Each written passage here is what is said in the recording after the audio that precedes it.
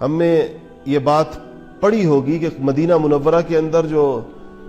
3 قبائل یہود کے رہتے تھے جب آپ تشریف لے کر گئے، ان میں سے ایک کا نام بنو نذیر تھا، ایک کا نام بنو قینقاع تھا، اور ایک کا نام بنو قریظہ تھا۔ یہ 3 قبیلے تھے، یہ آپس میں بھی لڑتے تھے اور مدینہ والوں کو بھی لڑاتے تھے۔ اوس اور خزرج کی لڑائیاں انہی کی وجہ سے ہوتی تھی مدینہ کے اندر۔ تو یہ لوگ گئے اور قریش مکہ سے کہا کہ ہم ایک مدینہ پر فیصلہ کن حملہ کرنا چاہتے ہیں، آپ بھی ہوں، اور ہم نے بہت سارے قبائل کو جمع کر لیا ہے، اس کے لیے بہت بڑی مقدار کے اندر مال جمع کر لیا ہے، لیکن یہ حملہ ایسے نہیں ہوگا، آپ کے سارے سردار ہمارے ساتھ جائیں گے، خانہ کعبہ کا بیت اللہ کا کپڑا پکڑ کر ہم اللہ سے یہ عہد کریں گے کہ ہم محمد مصطفیٰ صلی اللہ علیہ وسلم سے اس وقت تک جنگ کرتے رہیں گے جب تک ہمارا ایک بندہ بھی زندہ ہے۔ تو آپ دیکھیں کہ اللہ کا حلم دیکھیں کہ اللہ کے حبیب سے لڑنے کے لیے اللہ کے گھر کا پردہ پکڑا ہوا ہے، اور اللہ نے چھوٹ دی ہوئی ہے کہ ٹھیک ہے آئیں میدان کے اندر۔ یہ تقریباً 12 سے 15 ہزار لوگ تیار ہو کر مدینہ کی طرف پیش قدمی کی۔ قریش کے لشکر کی سربراہی حسب معمول ابو سفیان کر رہے تھے، یہود کے قبائل بھی تھے، اور یہ دیگر قبائل جن کا نام میں نے لیا یہ بڑے جنگجو، بنو غطفان کی جنگیں مشہور تھیں پورے عرب کے اندر، پورے بنو غطفان تھے، بنو اسلم تھے، بنو مرہ تھے، بنو کنانہ تھے، بنو فزارہ تھے، یہ سارے کے سارے تھے۔ تو یہ ایک جگہ پر انہوں نے پڑاؤ ڈالا، مدینہ سے کافی دور نکلے جب یہ مکہ مکرمہ سے، تو کسی سفر کرنے والے نے جا کے رسول اللہ صلی اللہ علیہ وسلم کو خبر دی کہ یا رسول اللہ،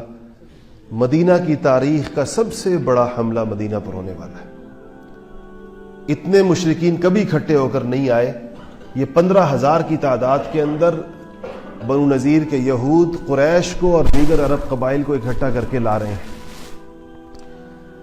حدیثی کتابوں میں آتا ہے، اس خبر کو سنتے ہی آپ کی زبان مبارک سے نکلا حسبنا اللہ و نعم الوکیل، نعم المولا و نعم النصیر،